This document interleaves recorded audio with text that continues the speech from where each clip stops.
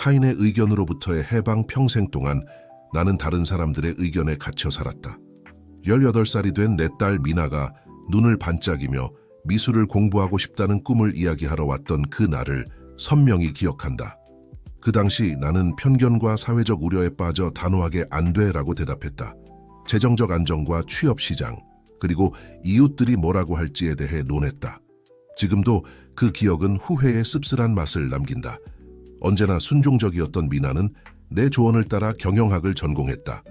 10년 동안 나는 딸이 회사 사무실에서 시들어가는 모습을 지켜봤다. 그녀의 특유의 반짝임은 사라져갔다. 가족 모임에서 미나는 미소 지었지만 아버지로서 나는 그 미소가 눈까지 닿지 않는다는 것을 알 수 있었다. 모든 것이 바뀐 것은 어느 일요일 오후 가족 점심 식사 자리에서였다. 당시 40세였던 미나가 원래의 꿈을 좇기 위해 사표를 내겠다고 발표했다. 솔직히 말해 내 첫 반응은 걱정이었지만 나 역시 변해 있었다. 세월이 지나면서 진정한 행복은 다른 사람들을 기쁘게 하는 데 있는 것이 아니라는 것을 배웠던 것이다. 6년이 지난 지금 미나는 여러 갤러리에서 전시회를 여는 인정받는 예술가가 되었다. 더 중요한 것은 그녀가 젊은 시절 내가 알았던 그 활기 넘치는 사람으로 돌아왔다는 점이다. 이 일화는 내 인생에서 가장 귀중한 교훈 중 하나를 가르쳐 주었다. 다른 사람들의 의견이 우리의 선택을 인도하는 나침반이 되어서는 안 된다는 것이다. 이러한 사회적 구속으로부터의 해방은 내 삶의 여러 측면에서 나타나고 있다.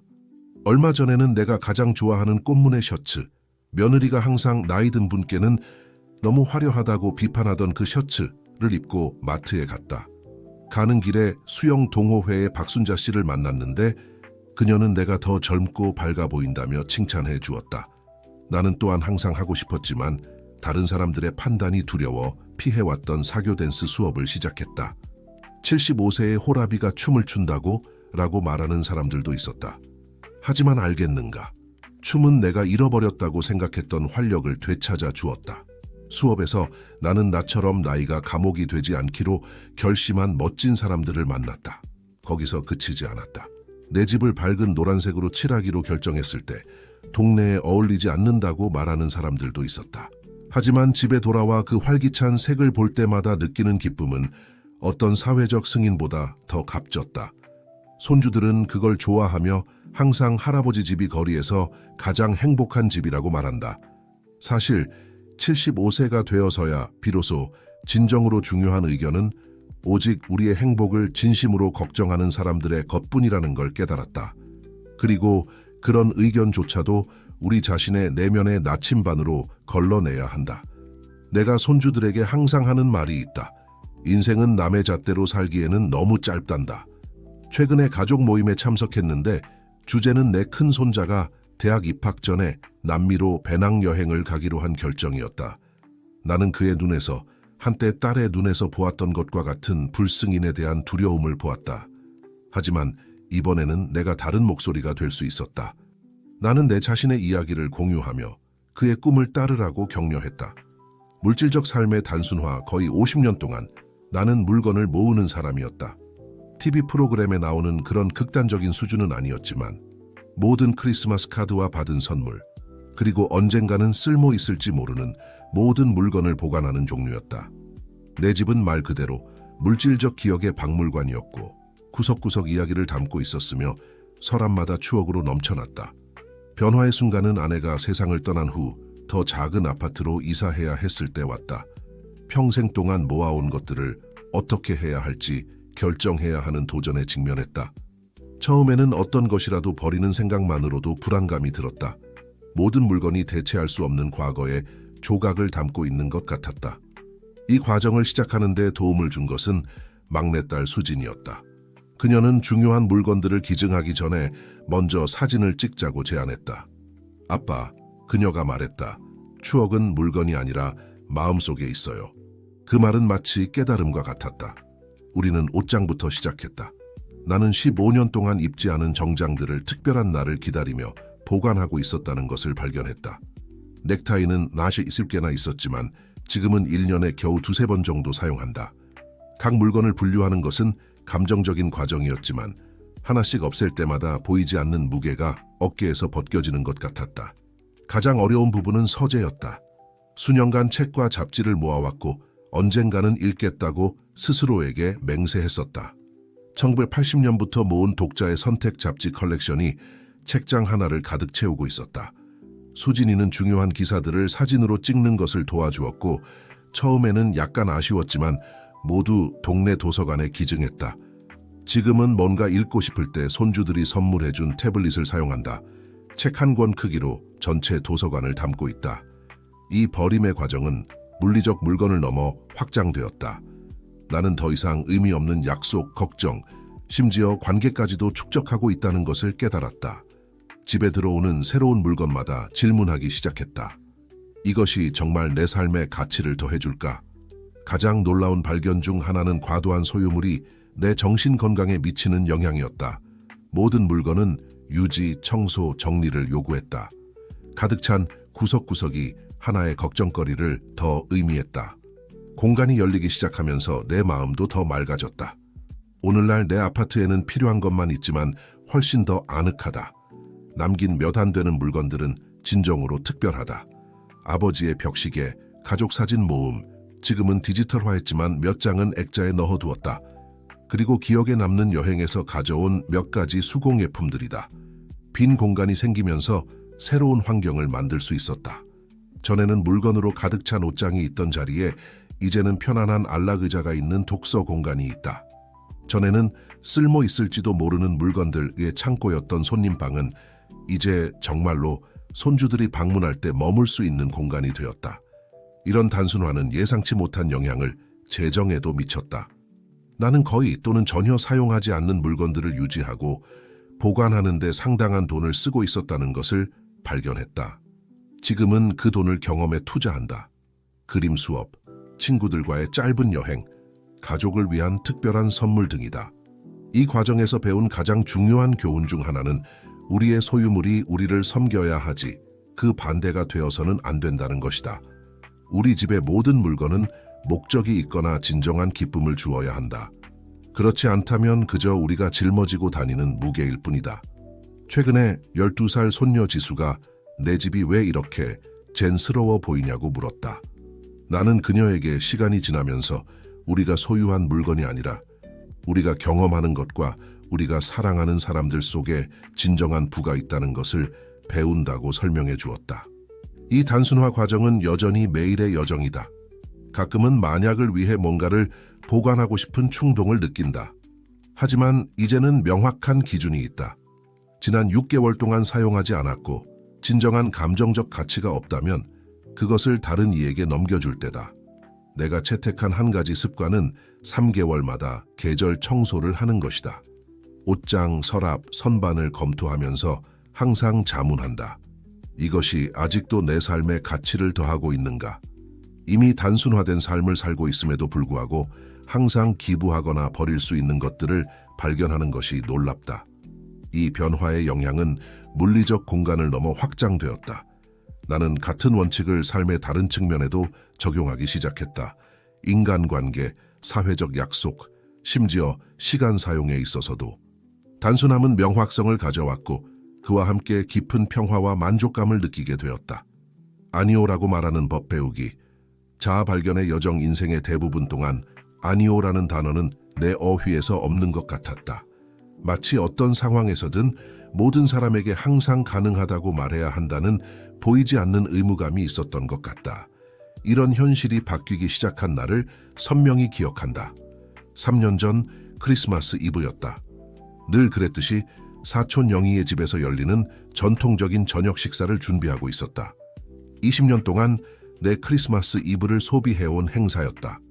영희를 싫어해서가 아니라 그 모임들이 무거운 짐이 되어버렸기 때문이다. 서로 잘 모르는 사람들, 피상적인 대화들, 그리고 나는 항상 지치고 공허한 느낌으로 집에 돌아왔다.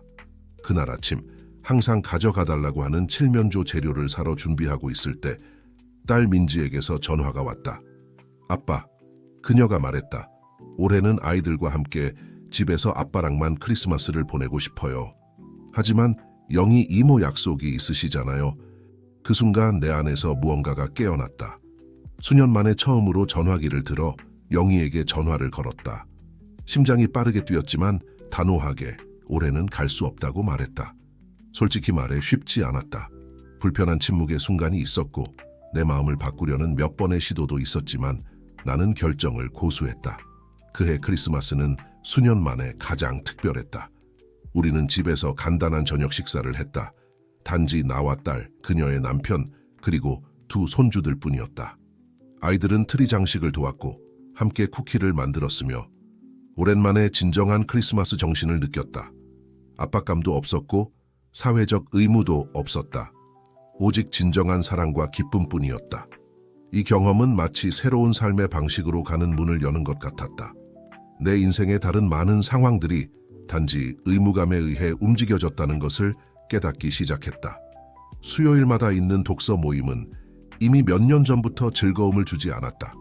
전 직장 동료들과의 월간 점심 모임은 점점 더 비교와 숨겨진 경쟁의 장이 되어갔다.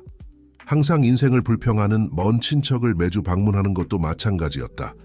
점차 아니오라고 말하는 것이 무례하거나 이기적인 것이 아니라는 것을 배웠다. 그것은 자기 존중의 한 형태이며 우리의 시간과 에너지가 귀중하고 한정되어 있다는 것을 인정하는 것이다. 이 과정을 더 쉽게 만들기 위해 몇 가지 전략을 개발했다. 초대에 즉시 응답하지 않기로 했다. 일정을 확인해 봐야 해요라는 대답이 표준이 되었고 이는 내가 정말로 참여하고 싶은지 숙고할 시간을 주었다. 개인적인 평가 시스템을 만들었다. 만약 어떤 것에 참여한다는 생각이 조금의 열정도 불러일으키지 않는다면 아마도 거절하는 것이 좋을 것이다. 정직하되 친절하게 말하는 법을 배웠다. 변명을 만들어내는 대신 간단히 초대해 주셔서 감사합니다만 이번에는 참여할 수 없을 것 같습니다라고 말하기 시작했다. 가장 도전적인 상황 중 하나는 은행 퇴직자 모임이었다. 우리는 매주 월요일 커피를 마시며 만났지만 모임은 불평과 험담의 시간이 되어버렸다. 어느 날 나는 한 달에 한 번으로 참여를 줄이겠다고 선언했다. 놀랍게도 몇몇은 완전히 이해했고 심지어 같은 감정을 느끼고 있다고 고백했다. 시간이 생기면서 나는 진정으로 기쁨을 주는 활동들을 발견하기 시작했다. 항상 시도하고 싶었던 수채화 수업에 등록했다. 화요일 오전에는 동네 도서관에서 아이들의 독서를 돕는 봉사활동을 시작했다. 이런 긍정적인 선택들은 나에게 도움이 되지 않는 활동들에 대한 아니오를 더 쉽게 만들었다. 가장 중요한 발견 중 하나는 내 건강이 얼마나 좋아졌는지였다. 의사들이 스트레스 때문이라고 했던 그 잦은 두통이 줄어들기 시작했다. 잠을 더 잘 자게 되었고 항상 걱정거리였던 혈압도 안정되었다. 물론 이런 변화를 이해하지 못한 사람들도 있었다. 몇몇은 기분 상해했고 다른 이들은 나를 죄책감 들게 하려 했다. 한 사촌은 내가 반사회적이 되어간다고 언급하기도 했다. 하지만 시간이 지나면서 내 인생에서 진정으로 중요한 사람들은 이해했을 뿐만 아니라 내 선택을 더 존중하게 되었다. 15살 손녀 수아가 최근에 내게 깊은 감동을 준 말을 했다. 할아버지, 이제 더 행복해 보여요. 그리고 그녀 말이 맞다. 내게 더 이상 도움이 되지 않는 것들에 아니오라고 말하는 법을 배우면서 정말로 중요한 것들에 예라고 말할 수 있는 공간을 열었다. 오늘날 75세의 나이에 우리가 말하는 각각의 아니오는 사실 우리 자신에 대한 예라는 것을 깨달았다. 그것은 자존감의 표현이며 우리의 시간과 웰빙이 같이 있다는 선언이다. 이는 내가 융통성 없거나 고립된 사람이 되었다는 의미가 아니다. 오히려 반대로 내가 유지한 관계들은 더욱 강해졌고 더 진실되고 의미 있게 되었다. 우리의 진정한 아름다움 받아들이기, 수용의 여정 내 외모의 변화를 처음으로 정말 깨달은 것은 5년 전 막내딸의 결혼식 때였다. 행사 사진들을 보면서 내가 얼마나 변했는지에 충격을 받았다. 눈가의 주름들, 완전히 하얀 머리카락, 더 이상 꼿꼿하지 않은 자세. 잠시 동안 우리 모두가 거울에 비친 시간의 흐름을 볼 때 느끼는 그 슬픔의 감정을 느꼈다. 그날 밤 잠을 이루지 못했다. 오래된 사진들을 뒤적이며 내 모습이 점진적으로 변해온 것을 관찰했다. 20대 때의 사진들, 결혼식 사진, 아이들이 태어났을 때의 사진들, 가족 여행 사진들. 각 이미지는 단순히 이야기를 들려주는 것뿐만 아니라 시간이 내 얼굴에 남긴 흔적들도 보여주었다. 내가 이런 변화들을 다른 시각으로 보게 해준 것은 당시 6살이었던 손녀 지은이었다. 어느 날 오후 우리가 함께 놀고 있을 때 그녀는 작은 손가락으로 내 얼굴을 만지며 내가 절대 잊지 못할 말을 했다. 할아버지, 할아버지, 피부는 너무 부드럽고 이야기로 가득 차 있어요. 각 주름은 할아버지 인생의 작은 조각을 말해주는 거죠. 그렇죠? 그 순수하고도 깊은 관찰이 내 시각을 완전히 바꿔놓았다. 나는 각 흔적을 더 많은 애정과 호기심으로 바라보기 시작했다. 눈썹 사이의 깊은 주름? 아이들에게 교육을 시키기 위해 열심히 일했던 시절에 형성되었다. 눈가의 주름들? 사랑하는 사람들과 함께 나눈 수많은 웃음과 기쁨의 순간들의 흔적이다. 하얀 머리카락들? 각 가닥은 살아온 경험, 배운 교훈을 나타낸다. 나는 노화와 싸우려 했던 시기를 기억한다. 비싼 크림을 샀고 염색약에 대해 알아보았으며 심지어 몇몇 미용 시술도 고려해봤다. 시간의 흔적을 되돌리겠다고 약속하는 제품들로 가득 찬 수납장이 있었다. 어느 날 영원한 젊음을 추구하는데 얼마나 많은 돈을 썼는지 계산해봤다. 그 금액이면 멋진 해외여행을 갈 수 있을 정도였다. 내 노년내과 의사인 김 박사와의 상담 중에 또 다른 깨달음의 순간이 있었다. 그녀는 이렇게 말했다. 전구 씨, 비결은 젊어 보이는 것이 아니라 건강하고 자신과 조화를 이루는 것입니다. 그때부터 우리는 정말로 중요한 것에 초점을 맞추기 시작했다. 균형 잡힌 식단, 나이에 맞는 적절한 운동, 양질의 수면, 정신적으로 활동적으로 유지시켜주는 활동들, 기적의 크림에 거금을 쓰는 것을 그만두고 정말로 내 삶의 질을 향상시키는 것들에 투자하기 시작했다. 수중 운동 수업에 등록했고 노인을 위한 요가를 시작했으며 영양사와 상담을 받기 시작했다. 결과는 놀라웠다. 신체적으로 더 좋아졌을 뿐만 아니라 내 외모에 대해 더 자신감 있고 평화로워졌다. 가장 중요한 변화 중 하나는 내 옷장과 관련된 것이었다. 전에는 더 젊은 사람처럼 옷을 입으려고 했는데 이는 자주 나를 불편하고 어울리지 않게 만들었다. 오늘날 나는 내 성격과 나이에 맞으면서도 여전히 세련되고 현대적인 옷을 선택한다. 스타일에는 나이가 없다는 것을 발견했다. 중요한 것은 자신을 편안하고 진실되게 느끼는 것이다. 내가 다니는 노인 모임에서 이것은 자주 논의되는 주제였는데 특히 여성들 사이에서 그랬다. 78세의 친구 경희는 2주마다 머리를 염색해야 한다는 압박에서 어떻게 자유로워졌는지 공유했다. 하얀 머리를 받아들이기로 결정했을 때 그녀는 자신도 몰랐던 자연스러운 아름다움을 발견했다. 오늘날 그녀는 항상 잘 관리된 은빛 머리카락으로 어디를 가든 존경받는다. 내가 채택한 한 가지 습관은 매일 아침 자신을 사랑으로 돌보는 시간을 갖는 것이다. 과도한 허영심 때문이 아니라 자기 존중 때문이다. 간단한 피부 관리 루틴을 유지하고 가벼운 스트레칭 운동을 하며 나를 기분 좋게 만드는 옷을 선택한다. 외모를 가꾸는 것이 더 젊어 보이려고 하는 것이 아니라 자기 사랑을 보여주는 것임을 배웠다. 또 다른 중요한 교훈은 자세에 관한 것이었다. 무의식적으로 구부정해지기 시작했다는 것을 깨달았는데 마치 숨고 싶어 하는 것 같았다. 물리치료를 시작했고 자세를 개선하기 위한 특정 운동들을 배웠다. 이 변화는 신체적인 것 이상이었다. 우리가 품위 있게 행동할 때 사람들은 우리를 더 존중하게 대한다. 최근에 큰 손자의 결혼식에 참석했다. 이번에는 5년 전 그 밤과는 완전히 다른 것을 보았다. 75세의 나이를 품위와 우아함으로 지니고 있는 한 남자를 보았다. 주름은 여전히 있고 머리카락도 여전히 하얗지만 이제 그것들은 수용과 자기 이해의 이야기를 들려준다. 젊음을 그토록 중요시하는 사회에서 노화를 받아들이는 것은 거의 반항의 행위와 같다. 하지만 인생의 각 단계에는 독특한 아름다움이 있으며 성숙함은 어떤 주름 방지 크림도 줄 수 없는 평온함을 가져다 준다. 내가 손주들에게 자주 하는 말이 있다. 진정한 아름다움은 더 젊어 보이는 것이 아니라 인생의 각 단계를 충실히 사는 것이란다. 각 주름, 각 하얀 머리카락, 시간이 우리에게 남긴 각 흔적은 잘 살아온 삶의 증거다.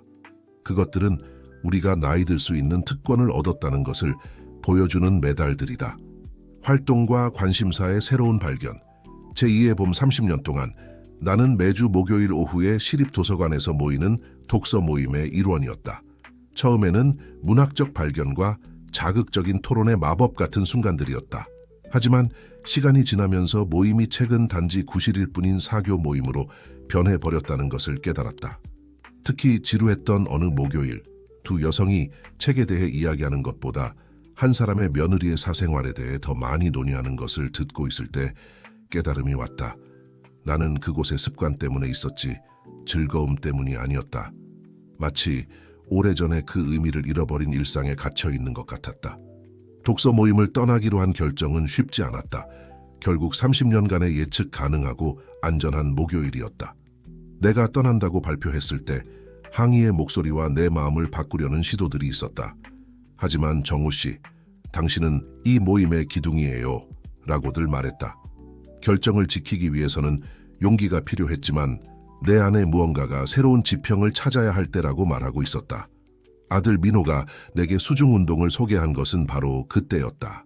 아버지, 더 많이 움직이셔야 해요 라고 그는 주장했다. 솔직히 처음에는 저항했다. 75세의 나이에 수영복을 입고 나를 노출시킨다는 생각이 당황스러웠다. 하지만 한 번 기회를 주기로 결심했다. 결국 잃을 게 뭐가 있겠는가. 첫 수업은 놀라움의 연속이었다. 30세의 젊고 활기찬 선생님 지영은 각 학생이 능력 있고 환영받는다고 느끼게 하는 특별한 재능이 있었다. 그룹은 다양했다. 내 나이 또래의 사람들, 몇몇은 더 나이 든 사람들, 또 다른 이들은 더 젊었다. 따뜻한 수영장의 물은 신체의 긴장뿐만 아니라 편견과 불안감도 녹여주는 것 같았다. 곧 수중 운동은 단순한 신체 활동 이상이 되었다. 82세의 박 할머니를 만났는데 그 나이에 수영을 배우기로 결심했다. 그녀의 용기에 너무나 감명받아 나도 수영 강습을 시작했다.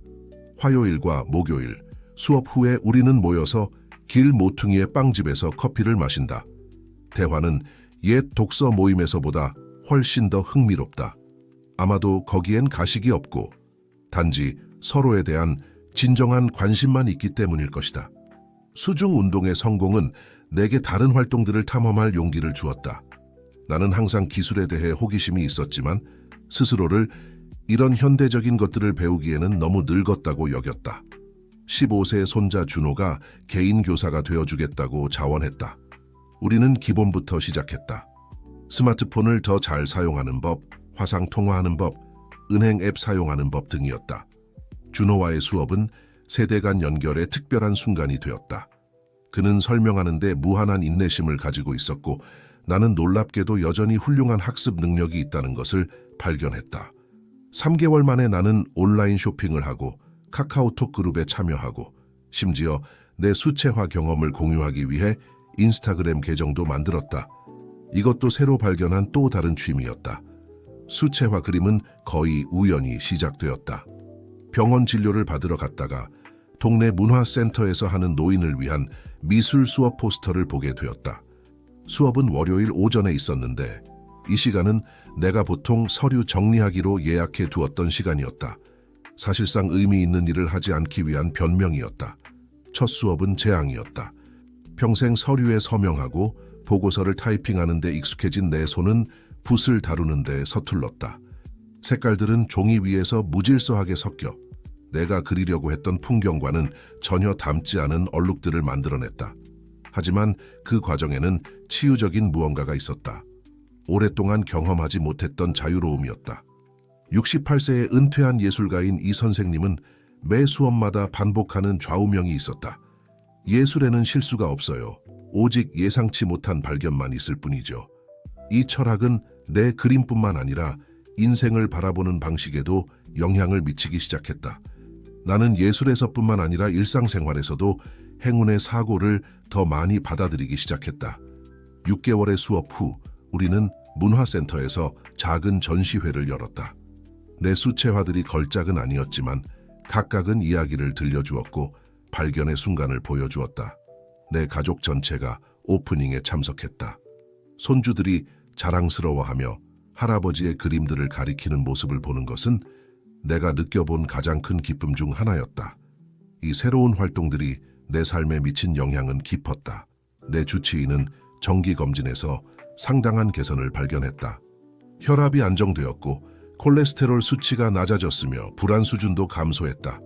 하지만 가장 중요한 변화는 내면에서 일어났다. 나는 다시 살아있음을, 호기심을, 배우고 싶은 열망을 느끼게 되었다. 오늘날 내 일정표는 일할 때보다 더 바쁘다. 월요일은 수채화의 날이고, 화요일과 목요일은 수중 운동과 수영, 수요일은 손자와 함께하는 기술 수업의 날이며, 금요일에는 최근에 발견한 도서관에서의 이야기 들려주기 그룹에 참여한다. 이는 나를 동네 아이들과 놀라운 방식으로 연결해주고 있다. 전에는 단조롭고 외로웠던 주말이 이제는 너무 많은 프로젝트와 만남으로 가득 차 있다. 지난 토요일에는 이웃들을 위해 수채화 워크숍을 열었다. 너무나 성공적이어서 이제 원래 행사로 만들 계획을 세우고 있다. 이 새로운 활동들은 내 일상에 활기를 불어넣었을 뿐만 아니라 예상치 못한 방식으로 내 삶을 풍요롭게 만들었다. 예를 들어 수중 운동 클래스에서 만난 새 친구들과 함께 우리는 이제 한 달에 한 번 지역 요양원을 방문하여 그곳 거주자들과 함께 간단한 운동을 하고 이야기를 나눈다. 이 봉사활동은 우리에게 목적의식을 주었고 우리가 여전히 사회에 기여할 수 있다는 것을 상기시켜 주었다. 기술 수업은 내가 손주들과 더 깊이 소통할 수 있게 해주었다. 이제 나는 그들과 카카오톡으로 대화를 나누고 그들이 공유하는 밈매매를 이해하며 때로는 영상통화로 그들의 일상을 엿볼 수 있다. 이런 작은 상호작용들이 우리 관계를 더욱 돈독하게 만들었다. 수채화 그리기는 내면의 창의성을 깨우는데 그치지 않았다. 나는 이제 매주 토요일 아침 근처 공원에서 열리는 야외 스케치 모임에 참여한다. 이 모임에서 다양한 연령대의 사람들과 교류하며 서로의 작품에 대해 의견을 나누고 새로운 기술을 배운다. 이 경험은 내가 평생 학습자라는 것을 깨닫게 해주었다. 또한 내가 배운 것들을 다른 이들과 나누는 즐거움도 발견했다. 얼마 전부터 나는 노인복지관에서 스마트폰 101일 강좌를 자원해서 가르치고 있다. 내가 처음 기술을 배울 때 느꼈던 좌절감을 기억하며 나와 비슷한 연령대의 사람들이 디지털 세계와 연결되도록 돕는 것이 보람있게 느껴진다. 이 모든 새로운 경험들은 내 세계관을 넓혔다. 나는 이제 나이는 단지 숫자에 불과하다는 말의 진정한 의미를 이해한다. 우리의 마음과 영혼이 젊음을 유지하는 한 우리는 계속해서 성장하고 배우고 기여할 수 있다. 물론 이 여정이 항상 쉽지만은 않았다. 새로운 것을 시도할 때마다 초기의 두려움과 불확실성을 극복해야 했다. 하지만 각각의 도전을 통해 나는 더 강해지고 자신감을 얻었다. 나는 실패를 두려워하지 않게 되었다. 대신 그것을 배움의 기회로 보기 시작했다. 이런 태도의 변화는 내 전반적인 삶의 질을 크게 향상시켰다. 나는 더 이상 은퇴를 인생의 끝이 아닌 새로운 시작으로 본다. 매일 아침 일어날 때마다 그날의 가능성에 대한 기대감으로 가득 차 있다. 내 변화는 주변 사람들에게도 영향을 미쳤다. 내 또래 친구들 중 몇몇은 내 이야기에 영감을 받아 자신만의 새로운 도전을 시작했다. 한 친구는 70세에 기타를 배우기 시작했고 다른 친구는 지역 합창단에 가입했다. 우리는 서로를 응원하고 격려하며 함께 성장하고 있다. 최근에 큰손자가 내게 물었다. 할아버지, 어떻게 그렇게 많은 새로운 일을 하실 수 있어요? 나는 이렇게 대답했다. 호기심을 잃지 않는 것이 비결이란다. 세상은 놀라운 것들로 가득 차 있고 우리가 배울 수 있는 것들은 끝이 없어. 나이는 그저 숫자일 뿐이야. 중요한 건 마음가짐이지. 이 새로운 삶의 장에서 나는 매일이 선물이라는 것을 깨닫는다. 나는 더 이상 시간을 허비하지 않는다. 대신 매 순간을 소중히 여기고 새로운 경험을 통해 계속해서 성장하려 노력한다. 나의 이야기가 다른 이들, 특히 은퇴 연령에 가까워진 사람들에게 영감이 되기를 바란다. 이제 당신의 이야기는 무엇인가? 당신의 제2의 봄은 어떤 모습일까? 기억하라 시작하기에 결코 늦지 않았다는 것을. 당신의 다음 모험이 당신을 기다리고 있다. 나이는 우리를 제한하는 요소가 아니라 새로운 가능성을 여는 문이 될 수 있다. 우리가 열린 마음과 호기심을 유지한다면 인생의 어느 단계에서든 새로운 열정과 목적을 발견할 수 있다. 결론적으로 이 여정은 내게 진정한 제2의 봄을 선사했다. 나는 이제 과거보다 더 활기차고 열정적이며 삶에 대해 감사하다. 앞으로 어떤 새로운 모험이 기다리고 있을지 기대된다. 왜냐하면 나는 이제 알기 때문이다. 인생은 우리가 그것을 만들어가는 대로 아름답고 의미 있게 될 수 있다는 것을. 이것으로 나의 이야기를 마친다. 하지만 내 여정은 계속될 것이다. 새로운 도전, 새로운 배움, 그리고 새로운 기쁨을 향해. 나이는 그저 숫자일 뿐이며 우리의 정신이 젊음을 유지하는 한 우리는 계속해서 성장하고 번성할 수 있다.